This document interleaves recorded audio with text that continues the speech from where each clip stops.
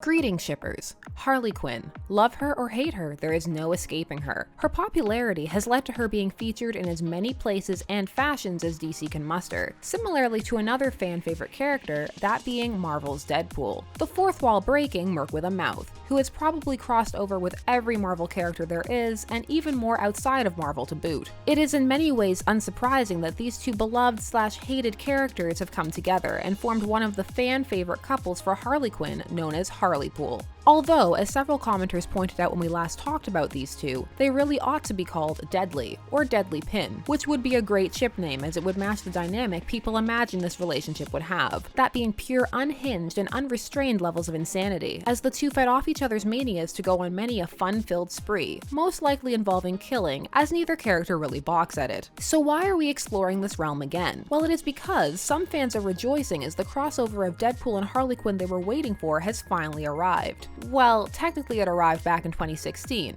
and it's not a true crossover in the sense of a Marvel vs. DC, where say Robin got to meet and briefly hook up with Jubilee. No, this is something different. Introducing Red Tool, DC's very blatant ripoff of Marvel's Deadpool. He is quite often defined as a parody of Deadpool, which is perhaps a bit too simplistic of an explanation of his role, as a parody is defined as an imitation of the particular style of a particular writer, artist, or genre, with deliberate exaggeration for comic effect. While the first half of that statement is definitely true, as minus breaking the fourth wall, the character is pretty much identical, it is hard to argue the character is an exaggeration, as how outlandish Deadpool is already, is there really anywhere else to go? As for comic effect, perhaps that could be argued, although the comic effect seems to be simply that he is existing in this universe, and does partially depend on one's awareness of the pairing in question. So, does it work? Well, one's mileage may vary. Though to get nitpicky, which of course is part of why we're all here, and also because parody and satire are notoriously misused as people are often confused as to what they mean and how they ought to be applied, which is understandable as it involves humor, and humor in and of itself is hard to define. However, in this case, perhaps pastiche may work better if one doesn't feel that the whole definition of parody applies. Spoof is also close, as a spoof is a humorous imitation of something, typically a film or a particular genre of film in which its characteristic features are exaggerated for comic effect. Although, as this is a comic, people probably prefer to use parody. Also, this allows for the simple explanation that Red Tool is a parody of Deadpool, who is a parody of Deathstroke, which again is a bit more complicated than that, but we've played with semantics long enough. What's going on with Red Tool and Harley? Red Tool first appears in Harley Quinn's solo series that ran during the New 52 era, starting in 2014. He first appears in issue number 26, where he encounters Harley at a roller derby, one of her more recent character traits that she employs to blow off some steam. Like most of her side cast, Red Tool is obsessed with Harley. Unlike most of them, he had been stalking her for months. After fighting her, kidnapping her, and trying to share his very Deadpool-esque backstory involving a tumor, no longer being able to feel pain, and a shed full of construction tools, Red Tool attempts to wed Harley, after tattooing his number to her behind. The wedding doesn't work out, but the two ultimately end up becoming good friends, with Red Tool rather vocally still being in love with her, and helping her on all her crazy schemes. The issues in which he first appears, and indeed all that follow, are very well aware he is meant to be Deadpool, and hammer that point home at every opportunity, especially in the beginning, namely issues 26 through 28, with many plays upon his name, such as Red Fool, Dead Fool, etc. Because the parody is so apparent, the meeting plays out as Harleypool shippers imagined and hoped an actual meeting would, for the most part. Red Tool is obsessed with Harley and has learned everything about her, crossing several boundaries while doing so. And yet, given her history of boundary crossing herself, Harley is more annoyed than terrified, and is even impressed that Red Tool bothered to learn her favorite food. Within hours of meeting each other, he has made her laugh, a trait she greatly admires in a partner. Like Deadpool, Red Tool is hopelessly dedicated to her, no matter what abuse, verbal or otherwise, she sends his way, and Harley comes to find stability in that, perhaps the point of taking him for granted. The two are well matched intellectually and physically, with Red Tool's nigh invulnerability not only allowing him to take all the casual violence Harley can dish out, but also makes him a huge asset for all her zany missions. The two essentially have all the ups and downs one would expect from the hypothetical Deadpool-Harley pairing, which we already discussed at length, so go and check that out if you're interested.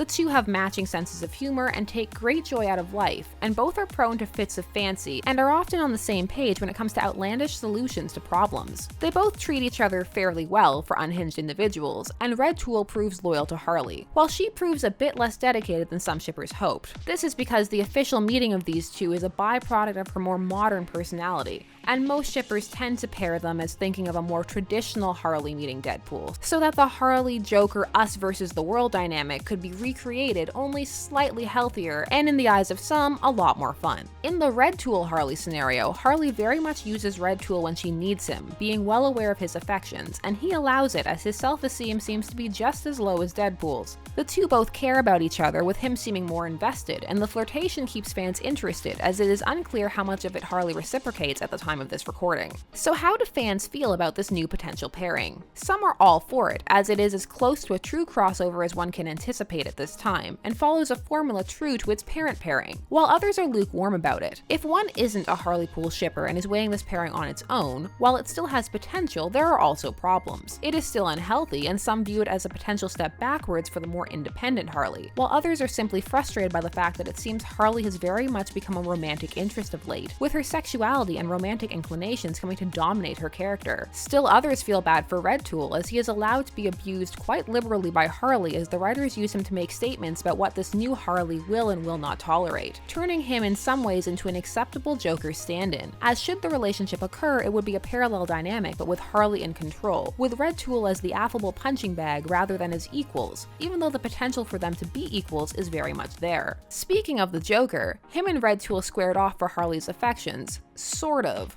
Kind of giving fans the fight many had imagined. However, like Red Tool himself, it was a pseudo-interaction, as Red Tool is not Deadpool and the Joker was not the real Joker. Plus, it was used as an exercise in saying both men were stepping on Harley's agency, as she can gruesomely torture her own men, as that is for some reason seen as very appropriate in this current arc.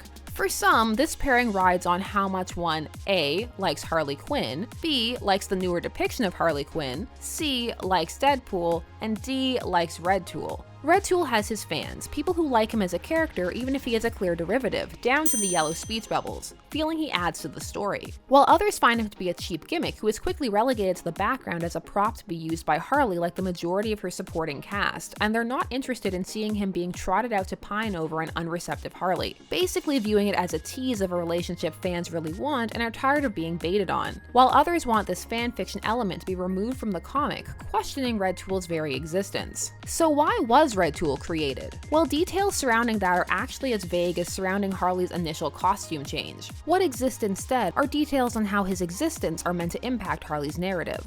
Harley knows Red Tool is crushing on her and really enjoys his company, but really doesn't want to take it much further at the moment. She understands as well his obsession on her, and deep down she is flattered. Harley also understands the good having someone like him around is for her. She feels she cannot have enough friends and enjoys the variety in the people around her.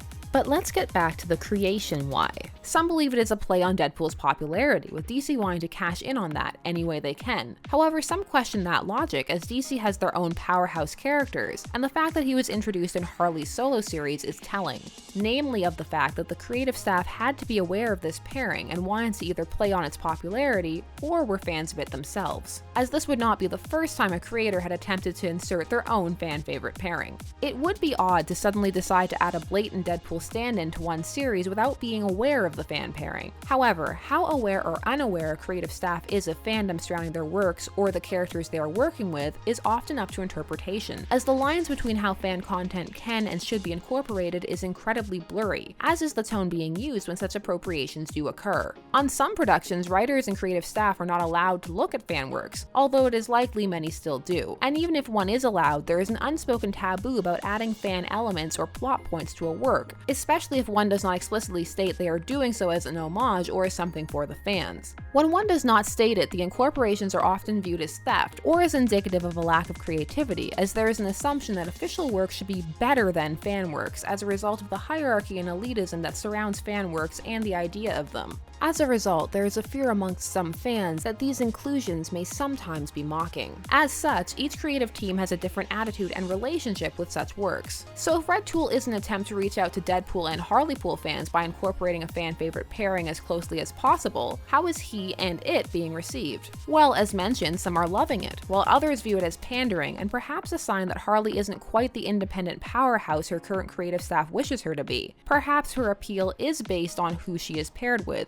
and if it is not, perhaps this pairing is a step backwards rather than forwards. Still, others are so attached to this idea they will take it no matter how it manifests. At the time of this recording, it appears attempts are being made to legitimize Red Tool as his own character within the DC universe, or at least within Harley Quinn's own canon. Not only did he face off against the not Joker, but he is also slated to face off against a judgmental Poison Ivy, that issue being upcoming at the time of this recording. There were also rumors of a Red Tool solo series helmed by the original Deadpool creator Rob Liefeld, but that was a joke. Many feel that once the Harley Quinn creative staff turns over, as is an inevitability in comics, Red Tool will vanish into oblivion, a brief moment in comic history. Others think he is here to stay and hope to see him cross into some other titles. How do you guys feel about all of this? Are you fans of Red Tool? What about a potential Red Tool-Harley relationship? And how do you feel about fan pairings being co-opted and represented in this way? Share all your thoughts down below. This has been Shipper's Guide to the Galaxy. Thanks so much for watching. Don't forget to like, share, comment, and subscribe. Special thanks to all my patrons. Link down below if you'd like to help out. And as always, stay tuned, for there are as many ships out there as there are stars in the sky.